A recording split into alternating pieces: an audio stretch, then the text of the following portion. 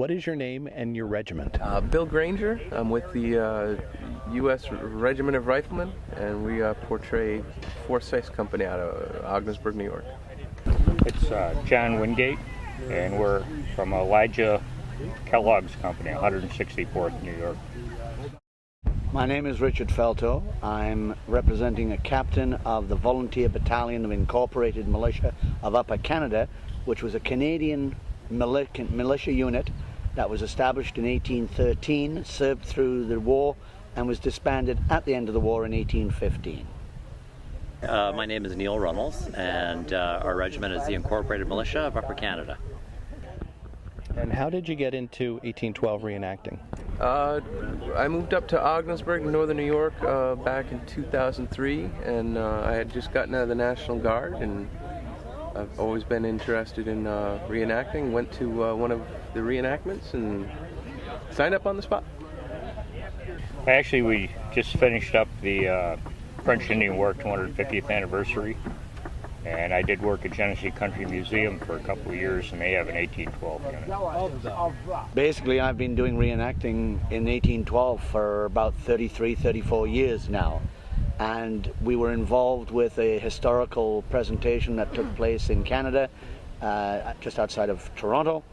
And at the end of that, the fort, the organization that was actually running this historical event, liked what we did, liked our enthusiasm, offered to help support us establish a full-time reenactment group that was doing the War of 1812. So we became pretty well the first reenactment unit for the War of 1812 in Ontario. Well, actually, my uncle is involved with Civil War reenacting, and he's a Canadian, and he drives down to the States a lot and would talk to me about the battles that he fought down in Virginia and Carolina. So it always kind of piqued my interest, and he suggested that I give it a try for myself, and so I did a little internet search and found some units that were sort of closer by to where I lived, and found the Incorporated Militia of Upper Canada and gave it a little whirl. What is it about reenacting that appeals to you? I like the all sorts of things about it. I've always been a history buff, a big history, I guess you'd say a history geek, but specifically military history. And I think it really educates people on what it was like to be out in the field, and I think it gets younger people interested in the history. So I like being able to educate people on the history, especially the local history here in northern New York, or what actually happened up here. A lot of people just don't know what happened here. So I like to be able to do that. And I also like, we know all these people involved in the reenacting, different groups, we see them at different reenactments. So, it's kind of a camaraderie kind of thing. I like history, and you get to meet a lot of interesting people and find out more about equipment and history of the country and the area we're in. 2 words: living history. It's not learning it from a book, it's not seeing it in a movie with all of its fantasies and falsehoods. It is actually trying to recreate the life and the living that those people did 200 years ago. You live the history, you learn it by doing it.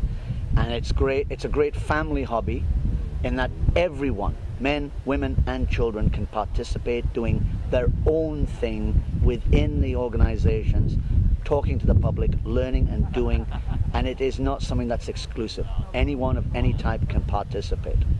I think I like the fact that it's sort of an interesting diversion from your regular life, and you have the opportunity to escape into a different world and try out something new, and you sort of totally forget about the regular goings-on and obligations in your life, and just have the opportunity to meet new people and try out some new activities. It's a lot of fun. What have you learned from reenacting that you wouldn't have learned from books? The things that I learned in books, especially studying the history, the military history of the 18th and 19th century, a lot of the tactics that they used, if you read about it, and especially from a modern viewpoint, it doesn't make any sense. But when you get out there on the field, you're all lined up with, a couple of hundred people, it makes a lot more sense. And a lot of the things that I read about reports from battles in the Napoleonic War and even earlier, it all came together for me. It just made a lot more sense to me. I always read about how they wore the wool uniforms out in the sun, and I said, "Oh, that's got to be really hot." And I found out, yes, it is very hot to wear a wool uniform in the sun and march around. Most of the books are written by reenactors, and you get to talk to the people who write the books and what they did for research, where they found the information. And you get to meet more of them at an event, so you can compare, like, two books will be opposite of anything you want to read. Basically, one guy will say one thing and another guy will say the opposite. And after my children went to school or were going to school, I found that history books really doesn't cover history anymore beyond the Civil War. Basically the reality of what it was like to try to do what they did in battle, on the field, the commands, in the uniforms, in the heat, learning just what they went through to do what they did, and doing it with their lives at risk.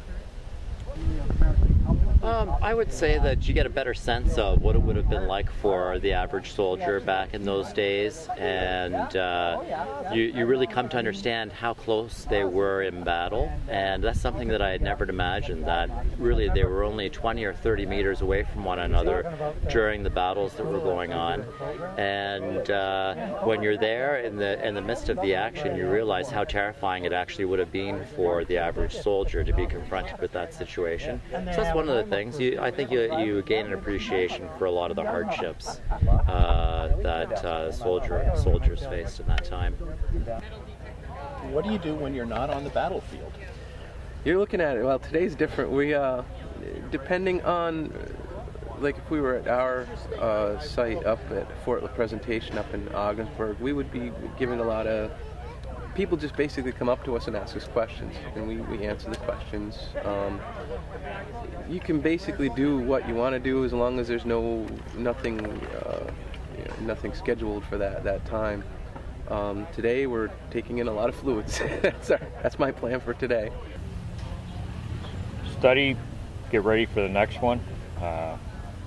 Occasionally load cartridges, clean your weapons.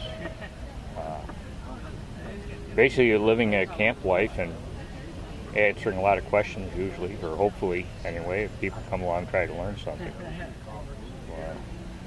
I guess you're trying to educate the public and enjoy yourself for the weekend. I'm a museum curator. I run a corporate museum in Toronto, but that's to earn the money to do this. I'm a principal at a middle school, and I'm also a father, and have family obligations. But yeah, that pretty much takes up most of my time working at a school. But what do you do here when you're not on the battlefield? Well, what do I do here when I'm not on the battlefield? Well, I mean, socializing in the camp and, discovering new places. I love Sackett's Harbor here. I think it's a really beautiful place, exploring the town, sort of learning the history of the location that you're in. We enjoy port night on Fridays and having a drink together and having a little bit of fun. So that's basically what we do. Relax a little bit while we're here. It's a beautiful spot. Do you have any non-combatants in your group? We do. We have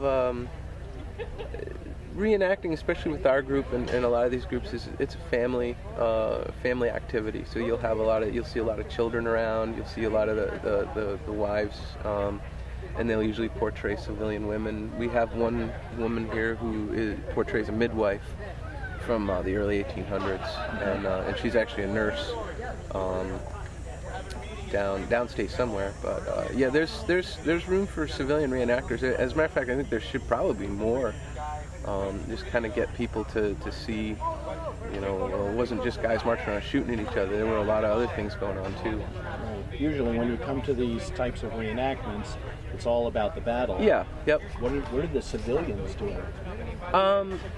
There weren't, out in the field with the American Army, there weren't a lot of women marching like a lot of the European armies would have trails of the wives and laundresses, but the American Army didn't really do that so much. But the like if you look over there, the women are over there doing demonstrations on sewing and that kind of thing, and cooking, cleaning.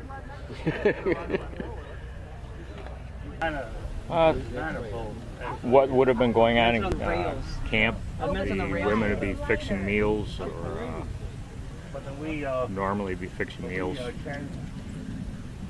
mending clothing, whatever they would have done as they went along with the troops. Okay. My wife participates in her own way. Both of our children have grown up in the hobby. Our son is actually a bugler with another unit. Turn to the dark side. We are now bringing out our grandsons, and they are constantly pestering us. When's the next time we're going to a reenactment? They want to get into it. 5-year-old, 8-year-old.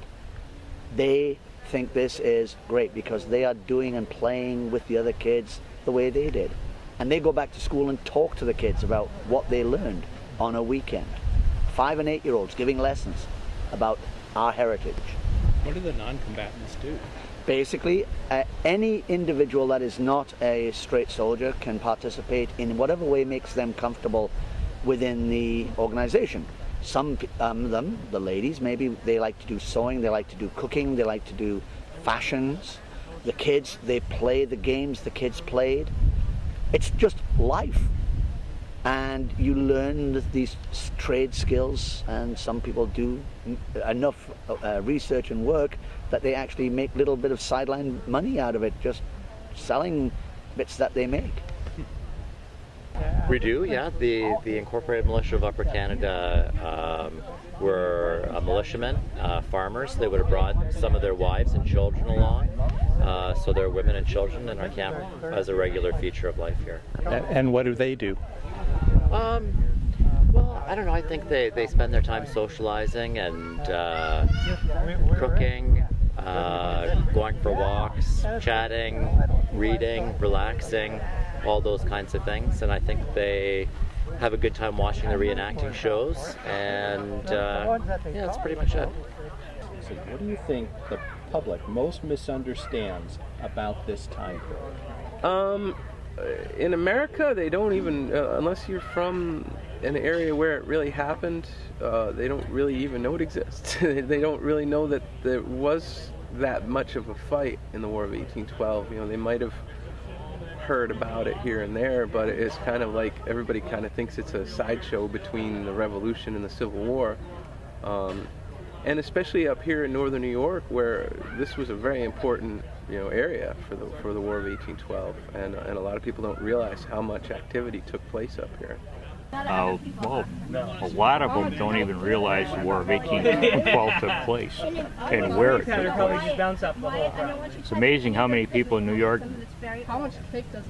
don't realize that the history of this country started here mostly, from early French and Indian time right through the 1812.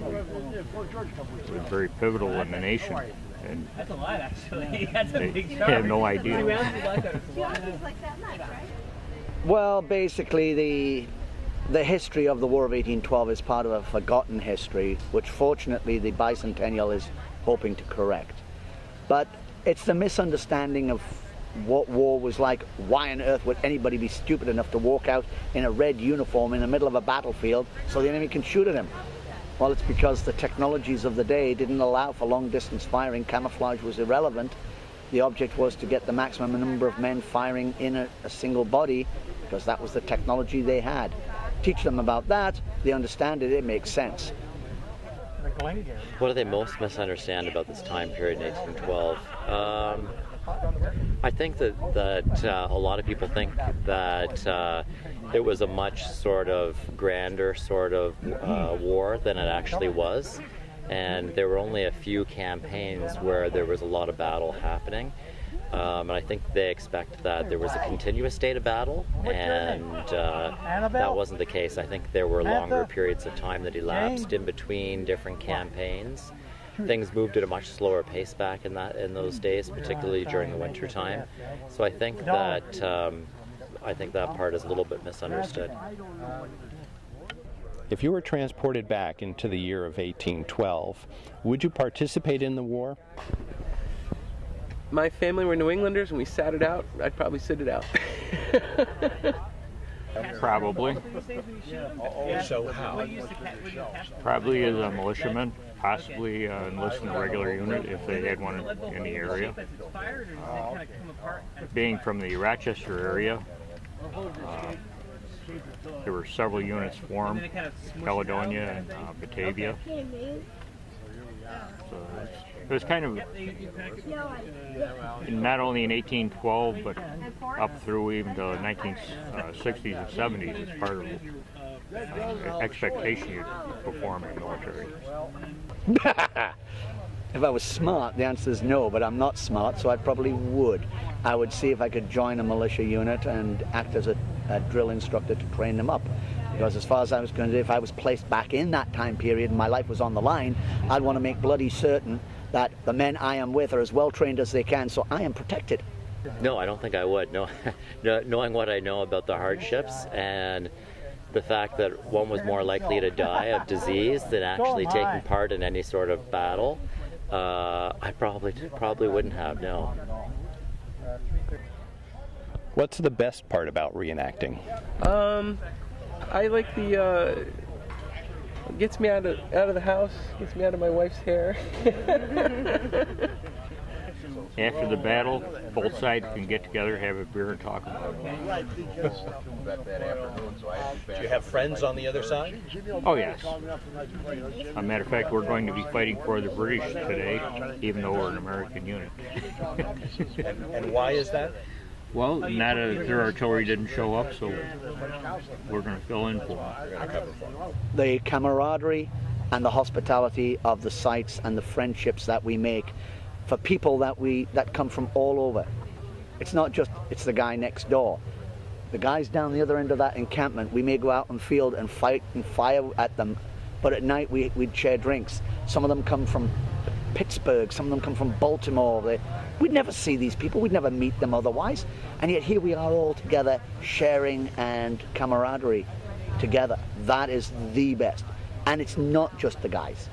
It is the women and it is the children, it is the families, all participating together. I would say the best part about reenacting is that if you're a person who's really interested in history and you enjoy studying that time period, that it really brings that history to life, and it makes the history real for you, and allows you to gain a different perspective on it that you wouldn't get just from reading a book.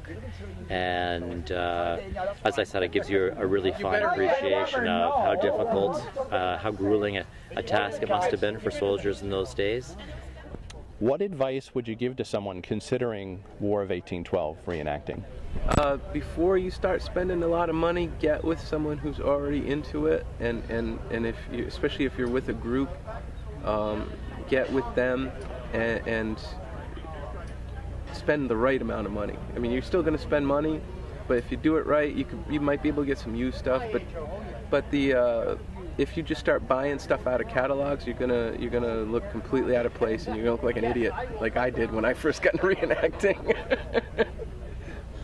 Personally, I would say study very hard at what period you want to portray, Revolutionary War 1812, before you make the major investment in equipment and materials, because it's very expensive. And sometimes you're very limited to the time period you can portray. And sooner or later you're going to be interested in another time periods. Like personally, I do Revolutionary War, French and Indian War in 1812, and a lot of it is similar material. So I'd say make sure your spouse be interested in sleeping in a tent on weekends. First, find yourself a good group that will allow you to join and try it out. Do not go spending $1,500, $2,000 to get all the kit from people who will sell you stuff and tell you this is right, and then you find out, no, it's the wrong material, it's the wrong style, it doesn't fit right, and then you've wasted all that money. And then you find out after a while, maybe it's not for you. Get involved with a group that will allow you to work your way in, feel the object of the hobby, the community, and then basically join that group and go out and enjoy yourself. That's what I'd recommend.